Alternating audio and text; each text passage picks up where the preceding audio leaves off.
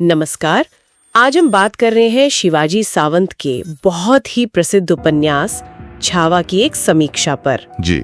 ये उपन्यास तो छत्रपति संभाजी महाराज के जीवन पर आधारित है और आज हम देखेंगे कि ये समीक्षा इस उपन्यास के बारे में क्या कहती है। बिल्कुल। तो असल में आज हम इसी समीक्षा के जरिए ये समझने की कोशिश करेंगे कि छावा उपन्यास संभाजी महाराज की कहानी को कैसे पेश करता है, मतलब उनके जन्म से लेकर उनकी शहादत तक का पूरा सफर।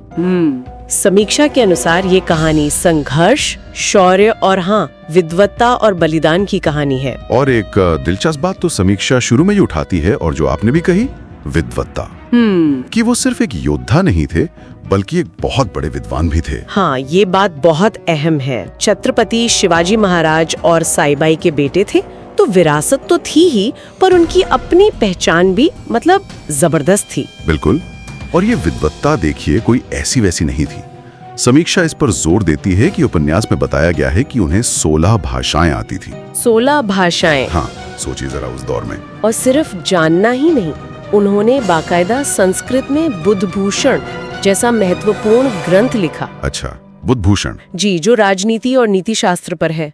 तो ये पहलू दिखाता है कि उपन्यास उन्हें किस तरह एक ज्ञानी शासक के रूप में भी देखता है। ये तो वाकई कमाल की बात है। एक तरफ इतना ज्ञान और दूसरी तरफ जाहिर है रणभूमि का कौशल। समीक्षा ये भी बताती है कि उपन्यास में उनके सेनापति और रणनीतिकार वाले रूप पर भी पूरा ध्यान है। हाँ। मुगलों से, औरंगजेब से खास तौर पर, और निजामों से उनका जो संघर्ष चला, वो उपन्यास का एक बड़ा हिस्सा है ना? बिल्कुल। और समीक्षा के मुताबिक उपन्यास ये दिखाता है कि कैसे उन्होंने औरंगजेब की वो विशाल सेना को दक्कन में मतलब काफी लंबे समय तक रोके रखा, उलझाए रखा। पर उपन्यास ये भी बताता है, जैसा समीक्षा कहती है, कि उनका जीवन आसान बिल्कुल नहीं था। मतलब किशोरावस्था से ही चुनौतियां थीं, घर के अंदर की साजिशें, पिता से कुछ वक्त के लिए अलगाव, कैद, ये सब भी था। और फिर गद्दी संभालने के बाद भी लगातार युद्ध। तो समीक्षा का कहना है कि उपन्यास इन सारे पहलुओं को सामने लाता है। यानी सिर्फ वीरता नहीं, बल्कि उनके जीवन के जो मुश्किल और वो त्रासद पल थे, उनको भी उपन्यास छूता है, और फिर अंत में उनका बलिदान। समीक्षा उस हिस्से को कैसे देखती है? देखिए, समीक्षा उस हिस्से को बहुत ही मार्मिक बताती है।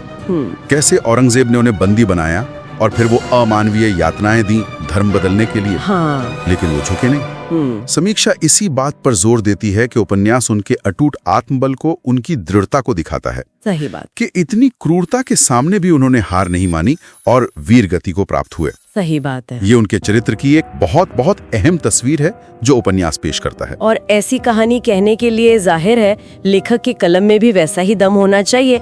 शिवाजी सावंत की शैली के बारे में समीक्षा क्या कहती है? तारीफ करती है? हाँ, बहुत तारीफ करती है। समीक्षा कहती है कि सावंत की भाषा वो बहुत सजीव है, भावनात्मक है। सजीव?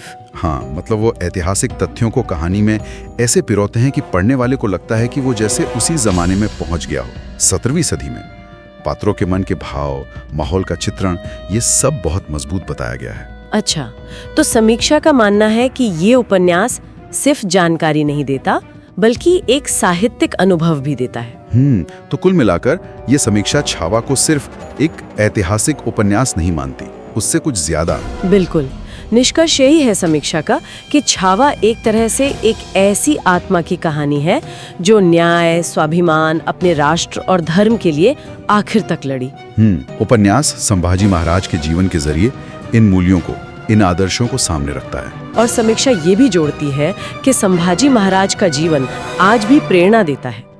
ये बात वाकई सोचने वाली है कि इतिहास में कुछ लोग ऐसे होते हैं जिनकी कहानी समय के साथ मतलब धुंधली नहीं पड़ती। सही कहा। क्या चीज होती है वो जो सदियों बाद भी हमें उनसे जोड़ती है, हमें प्रेरित करती है? शायद ये सवाल हमें अपने इतिहास को और गहराई से देखने के लिए उकसाता है।